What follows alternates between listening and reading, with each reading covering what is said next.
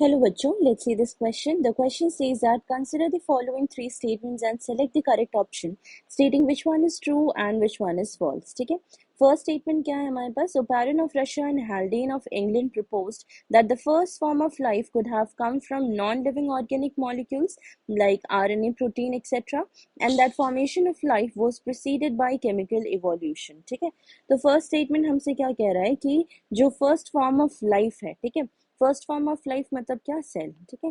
तो सेल्स जो है वो सेल ओरिजिनेट करेंगे. ठीक है. ओरिजिन ऑफ स्पीशीज जो है, ओरिजिन ऑफ स्पीशीज वो कहाँ से हुई? सेल से हुई. और सेल क्या है, कहाँ से आ सकते हैं? सेल बनाने के लिए हमें क्या चाहिए? Diverse biomolecules.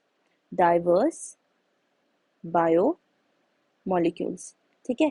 And according to Oparin and Haldane क्या था कि डाइवर्स बायोमोलिक्यूल्स जो कि ऑलरेडी अर्थ में प्रेजेंट थे, they were inorganic constituents. Inorganic constituents. Inorganic constituents when earth was unstable. when earth was unstable. ठीक है. तो क्या था कि इनऑर्गेनिक कॉन्स्टिट्यूएंट्स थे, तो डाइवर्स बायोमोलिक्यूल से ही सेल बनते. और यहाँ पे सबसे वाइडली एक्सेप्टेड थ्योरी है हमारा ये origin of life by chemical evolution. Chemical evolution, this is the widely accepted theory. ठीक है, कि केमिकल इवोल्यूशन से हमारा लाइफ ओरिजिनेट हुआ है, बिकॉज सेल बनने के लिए वी नीड डाइवर्स बायोमोलिक्यूल्स जो कि नॉन लिविंग ऑर्गेनिक मॉलिक्यूल्स है. तो हमारा फर्स्ट स्टेटमेंट बिल्कुल सही है. सेकेंड स्टेटमेंट क्या है? Based on observations made during a sea voyage around the world, Charles Darwin concluded that existing living forms share similarities to varying degrees only among themselves.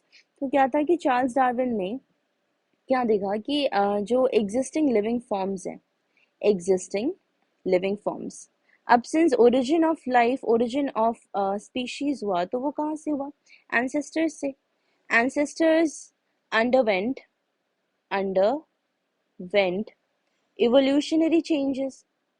evolutionary changes, इनमें evolution हुआ, they developed different feeding habits, different metabolic activity. तो ancestors जो हैं evolutionary changes करके अभी के life forms में change हुए. ठीक है. एग्जिस्टिंग लिविंग फॉर्म्स, तो सिर्फ लिविंग फॉर्म्स जो अभी एग्जिस्ट करते हैं उनमें ही नहीं, बल्कि वो अपने एंसेस्टर से भी सिमिलैरिटीज शेयर करते हैं that existed million years ago. ठीक है, मिलियन ईयर्स अगो. तो यहाँ पे स्टेटमेंट में क्या लिखा है कि they share similarities to varying degrees only among themselves. ठीक है. तो ये स्टेटमेंट बिल्कुल गलत हो जाता है, क्योंकि वो सिर्फ अपने में ही नहीं बल्कि एंसेस्टर्स से भी शेयर करते हैं सिमिलैरिटीज. थर्ड स्टेटमेंट क्या है? Evolution by natural selection must have started when cellular forms of life with different metabolic capability originated on earth. ठीक है. तो क्या है कि जब सेल ओरिजिनेट हुआ, ठीक है, cell through chemical evolution originate हुआ, तो सेल में इवोल्यूशनरी चेंजेस आए. क्यों? क्योंकि इवोल्यूशनरी चेंजेस क्या है? It is an evolutionary force. Evolutionary changes, या फिर हम कह सकते हैं इवोल्यूशनरी फोर्स जो कि अर्थ या लाइफ एग्जर्ट करता है.